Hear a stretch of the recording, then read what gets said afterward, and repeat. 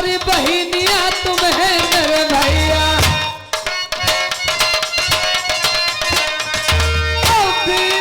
तुम मेरे कुटुंब परिवार।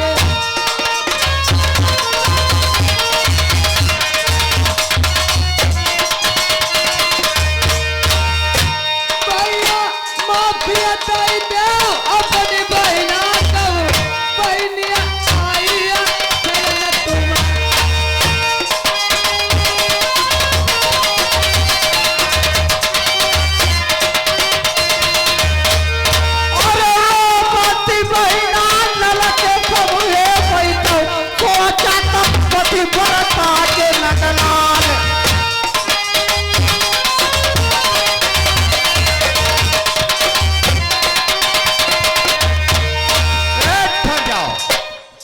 मेरे दोस्तों, राजन सोचते हैं आखिर करके बहन है, जब सामने रोने लगती है तो उसी बात की तरफ ध्यान आ जाता है।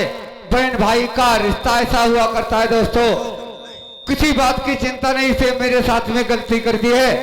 राजन मन में सोचते हैं कि ये मेरी बहन है। दोस्तों, जब वक्त के टाइम पर मैं पहुंच गया था इसके वतन में, 12 वर्ष आज गुजर गए हैं। 12 वर्ष के बाद बहन मेरी बाग के अंदर आई हुई है। राजन सोचते हैं खैर कोई बात नहीं, पता नहीं इसने मेरे साथ में गलती कर दी है, किसी बात की चिंता नहीं, लेकिन इस बात का मुझे ज्ञान नहीं है तो पता नहीं मेरी बहन का कौन सा कार मानगढ़ी के अंदर अटक गया, इसने मेरे बाग के अंदर कैसे प्रस्थान किया है। तो दोस्तों, आज बहन से पूछना है कि अकेली आई है किसी साथ में आई हुई है। भैया आप जानना चाहते हो या न जानना चाहते हो, लेकिन फिर भी भैया मैं तुम्हें बता रही हूं कि तुम्हारे बहनों ही मुझे घर में ताना मारते हैं। और भैया तुम यहाँ औरत का संसार में कौन है, या मायका या ससुराल। ससुराल से विदा, मायके से विदा किए जाते ससुराल के लिए। कहते हैं ससुराल से जब बेटी की अर्थी निकलती है वैसे बेटी घर नहीं छोड़ती है। भैया सुनो मेरी बात। क्या बता रही हो बहनी? हाँ भाई, ताना मारो तुम्हारे बही चोरी,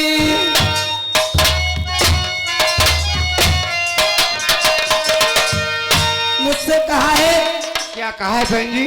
असिल की होना बहन जुगल राजा नल की, बिना मनाए नल सिंह कमत आयो,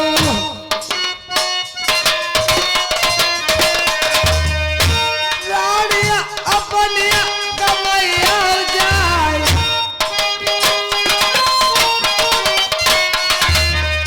तुम्हारो भांज बहु फूल डोल है,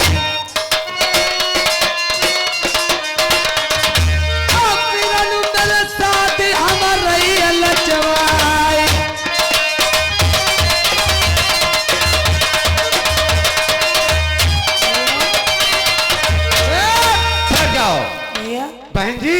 हाँ। तुम 12 वर्ष के बाद मेरे बगीचा के अंदर आई हो। हाँ। मेरी बहन जी, तुम अपने राजनल भैया के लिए क्या चीज लेकर के आई हो? भैया मैं इतना खुशी का दिन लाई हूँ, फूल नहीं समाओगे। मैंने अपने लाल का विवाह तय किया भैया, मैं बात मांगने के लिए आई हूँ। जब मैं बात मांगने के लिए आई तो तुम्हारे बहनें कहने लगे कि तुमने 12 वर्ष पूछू उनके साथ ऐसा सलूक किया था, ऐसा व्यवहार किया था, वो तुम्हें कभी माफ नहीं करेंगे भैया। जो अगर माफ नहीं करोगे तो संसार में जगह हंसाई होगी और तुम्हारे बहनों ताना मारा कि जिंदा मत लौट कर आना मेरे वतन के लिए, और मुझे असलांत भी दी है भैया। देखो बहन जी, इसी बात से तुमको पूछता हूँ मैं, तुम मेरे लिए क्या चीज लेकर आई हो? भानु साहब ने ऐसा ताना क्यों मारा है? भैया जरा एक पत्र में लाई हूँ, इसको पढ़कर देख लीजिए। आपकी पीठ की मनसा और दिल में जो दुविधाएं वो सारी दूर हो जाएंगी। बहन जी। हाँ भैया। ये पत्र कहाँ देश बंगाल से आया हुआ है? हाँ सिमर बंगाल का। राजा सुरसिंह ने पत्र को भेजा है। हाँ। मेरी बहन जी, इसमें तो बहुत भारी दहेज लिखा हुआ है। इसको देख करके मेरी इच्छा कहती है कि बहन जी भांजे फूटल की शादी बंगाल से अवश्य करिए और अवश्य कर लीजिए। कर लो भैया। जी भैया इसके साथ ही हाँ? एक और पत्र आया है, इसको भी भैया पढ़ लीजिए जरा। और दूसरा पत्र है इसी लिए तो आई हूँ। इसमें इतना दहेज लिखा है, मैं भी देखना चाहती हूँ कि संसार में मेरे भैया से भी कोई बड़ा राजा है। बहन जी जरा आप थोड़ी देर के लिए ठहर जाओ, तब तक आप चाय नाश्ता कीजिए, मैं अभी पत्र को देखता हूँ फिर तुमको बताऊंगा सारी बात। जो क्या भैया। हाँ मेरे दोस्तों, ये पत्र कहाँ से आया हुआ? देश बंगाल से, और राजा सूर्य सिंह ने पत्र को भेजा है। तो सोचने और समझने की बात है। देखो इस पाजी ने इस पत्र के अंदर सबसे पहले कौन सी बात लिखी है, सुनो और समझो।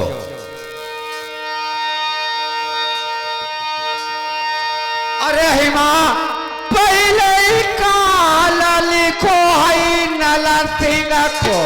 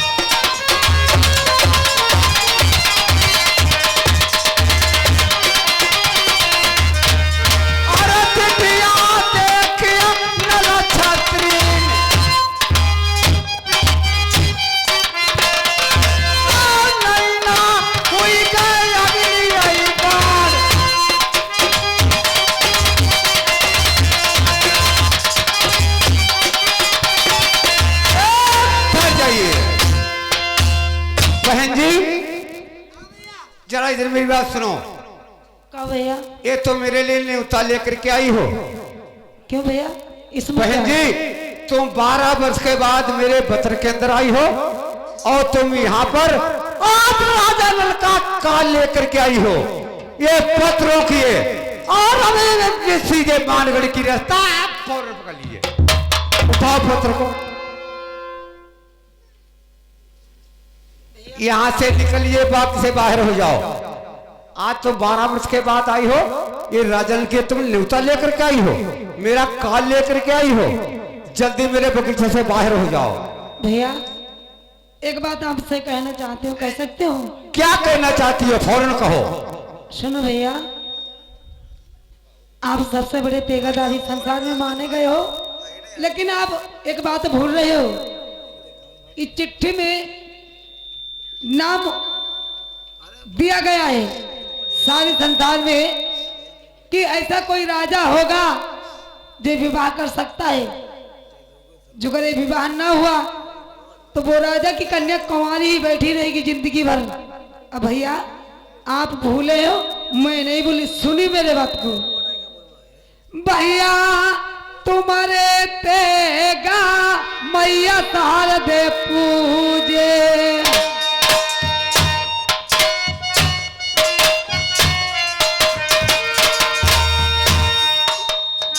तुम्हारे सहार देगा बयासिक हुई गई।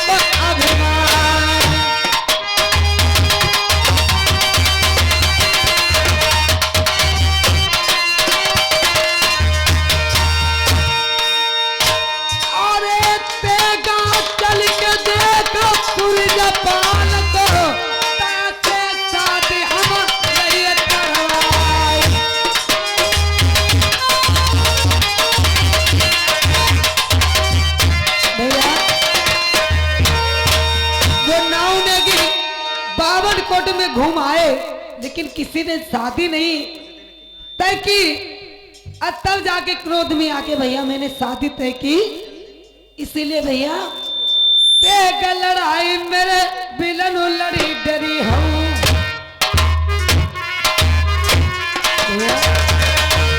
मैं इसलिए इतना चाहती हूँ कि शादी हो मेरे लाल की ना हो, लेकिन इस राजा का आपको मान लचाना है। और आप किसी बात की चिंता नहीं बहन जी है, क्यों किसी की कभी नहीं लिखा है। अरे चिंता करना है नहीं चित्रों का कर्तव्य, और आज प्रकट हो जाएगा जो होगा वो तब। बहन जी एक पत्र मेरे वाले लाओ। देखो बहन जी, हाँ। जब से मैंने इस पत्र को देखा है न तुम्हारी चिंता है और न भाग्य फूल डोल की चिंता है। फिर किसी चिंता तो उसी पाजी की लगी है जिसने सबसे पहले कोई पत्र के अंदर काल मेरा लिखा हुआ है। भैया यही तो सबसे बड़ी खूबी है, तब मैंने ये पत्र पकड़ा है। जिसके साथ शादी करेगा अपनी कन्या की उसका भी शीश कटा लेगा, समधी का कटाएगा, और जो उसके साथ में समधी आएंगे उनका कटाएगा, सही बोला बन के आएगा उनका कटाएगा, और दूल्हे राजा के भी शीश कटकाएगा। भैया अरे कौन सूरमा फिर बना पैदा हुई,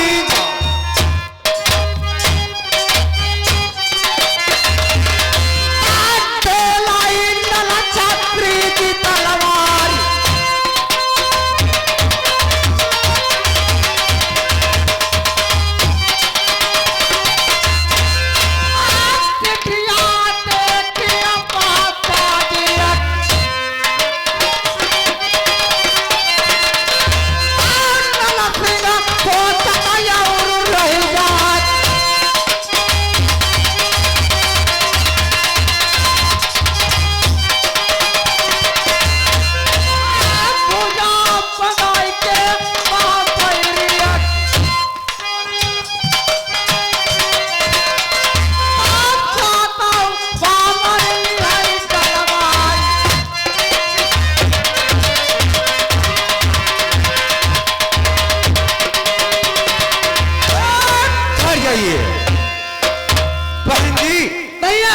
देखो मेरी बात सुनो और समझो।